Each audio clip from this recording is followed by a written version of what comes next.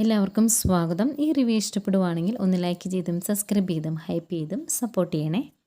അപ്പോൾ ഗംഗാധരൻ രാജീവിനോടും ശിവനോടും വിളിച്ച് പറയുന്നുണ്ട്, നിങ്ങൾ എന്താണോ ചെയ്ത് വെച്ചേക്കുന്നത് അത് അവിടെ നിർത്തിക്കോണം, ഇനി ഒരു സ്റ്റെപ്പ് കൂടി മുന്നോട്ട് വെച്ചേക്കരുത് എന്ന് പറയുന്നുണ്ടായിരുന്നു. ഏതായാലും ഗംഗാധരൻ വന്നതിന് ശേഷം ബാലേന്ദ്രനെയും വിളിക്കുന്നു. അവർ ഒരുമിച്ച് രാജീവിനെയും ശിവനെയും കാണാൻ ചെല്ലുന്നത് ശിവനും രാജീവിനും ബാലേന്ദ്രൻ ചതിച്ച കുറേ കഥകളാണ് പറയുന്നത്. ഈ കഥകളെല്ലാം കേട്ട് മിണ്ടാതെ നിൽക്കുവാണ് ഗംഗാധരൻ.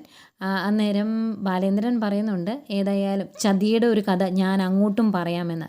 എന്നിട്ട് പറയുന്ന കാര്യങ്ങളൊക്കെ പറയുന്നു. എന്നിട്ട് അതിൻ്റെ കൂടെ എടുത്തു പറയുന്ന പോയിൻ്റാണ്, കഴിഞ്ഞ 23 വർഷക്കാലം എൻ്റെ മുമ്പിലൂടെ ലോകത്തിലെ ഏറ്റവും പതിവ്രതയായ ഭാര്യയായിട്ട് അവൾ ഞെളിഞ്ഞ് നടക്കുമായിരുന്നു. ഒരിക്കൽ സ്നേഹിച്ചവനെയാണ് വഞ്ചിക്കുന്നത് എന്നുള്ള ലേശം കുറ്റബോധമില്ലാതെയാണ് അവൾ ഇതെല്ലാം ചെയ്തത് എന്ന് ബാലേന്ദ്രൻ പറയുന്നുണ്ട്.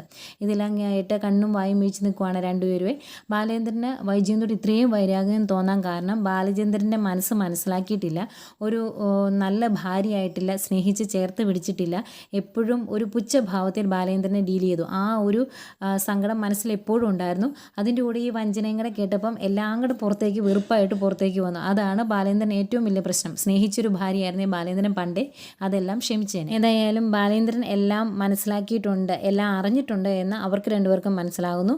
അന്നേരം ഗംഗാധരൻ പറയുവാണ്, ബാലേന്ദ്രൻ്റെ മകളല്ല അലീന എന്നും അത് വൈജയന്തിയുടെ മകളാണ് എന്നുള്ള കാര്യം പറയുമ്പോഴേക്കും അവർക്കത് വിശ്വസിക്കാൻ പറ്റുന്നില്ല കേട്ടോ. ഇങ്ങനെ കണ്ണും വീഴ്ച നിൽക്കുവാണ് രാജീവനൊക്കെ. എന്നിട്ട് ഗംഗാധരൻ തന്നെ ചോദിക്കുന്നുണ്ട്, നിങ്ങൾ ആർക്കെതിരെയാണ് ഇതെല്ലാം ഈ ദ്രോഹമെല്ലാം ചെയ്തു വെച്ചത് എന്ന് നിങ്ങൾക്കിപ്പം ബോധ്യമായില്ലേ? സ്വന്തം പെങ്ങളുടെ മകൾക്കെതിരെയാണ് ഇതെല്ലാം ചെയ്തത്. അതുപോലെ വൈജയന്തി ഈ പടക്കോപ്പുകളും എല്ലാം ആയിട്ട് യുദ്ധം ചെയ്തത് ആരോടാണ് എന്ന് നിങ്ങൾക്ക് മനസ്സിലായില്ലേ?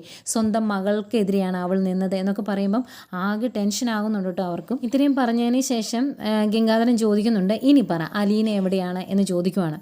ഈ സമയം അലീന വാതിൽ തുറക്കാത്തതുകൊണ്ട് അവളെ ആ റൂമിൽ കൊണ്ടിട്ടേക്കുന്നവന്മാർ പുറത്ത് ജനലിൻ്റെ അവിടെ വന്ന് അലീനെ പേടിപ്പിക്കുന്നതും ദേഷ്യപ്പെടുന്നതും ഒക്കെ ഉണ്ട് കേട്ടോ. അത് കഴിഞ്ഞ് കുറേ കഴിഞ്ഞ് അലീനെ ആരും വിളിക്കുന്ന പോലെ തോന്നുന്നുണ്ടെന്ന് തോന്നുന്നു. അലീനെ ചാടി എഴുന്നേറ്റ് വളരെ പ്രതീക്ഷയോടും സന്തോഷത്തോടും കൂടി ഇങ്ങനെ ജനലിലേക്ക് നോക്കുന്നതാണ് കാണിക്കുന്നത്. മിക്കവാറും മനുവൊക്കെ അവിടെ എത്തിക്കാണും. ഏതായാലും ഇതൊക്കെയാണ് പ്രൊമോ ആയിട്ട് കാണിച്ചത്.